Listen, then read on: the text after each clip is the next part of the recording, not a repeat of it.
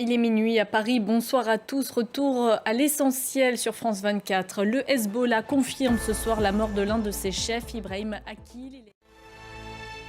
Au Liban, Israël a donc mené un nouveau raid meurtrier ce vendredi. Il visait la banlieue sud de Beyrouth et a causé l'effondrement de 2 immeubles.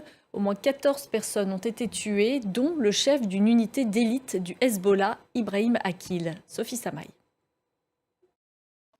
Réuni ce vendredi à New York, le Conseil de sécurité de l'ONU a évoqué les attaques israéliennes de ces derniers jours au Liban.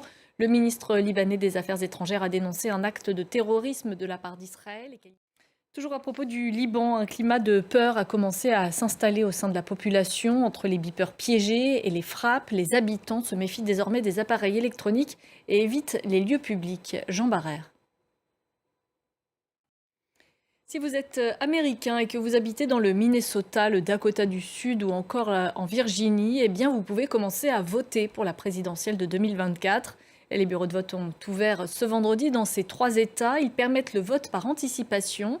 D'autres États suivront ces prochains jours et semaines. Sophie Samaï. En France, les derniers ajustements sont en cours selon Matignon avant l'annonce officielle de la composition du nouveau gouvernement. Elle devrait intervenir ce samedi. Il faut laisser Michel Barnier travailler, a déclaré de son côté Emmanuel Macron.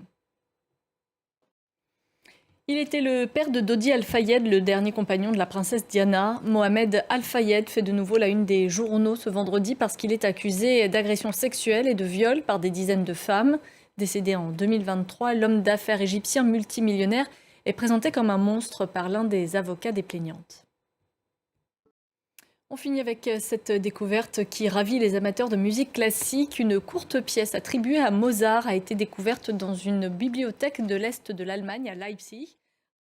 Et c'est la fin de ce journal. Merci de votre attention. Tout de suite, c'est Une semaine dans le monde, présenté par Achène Vardian.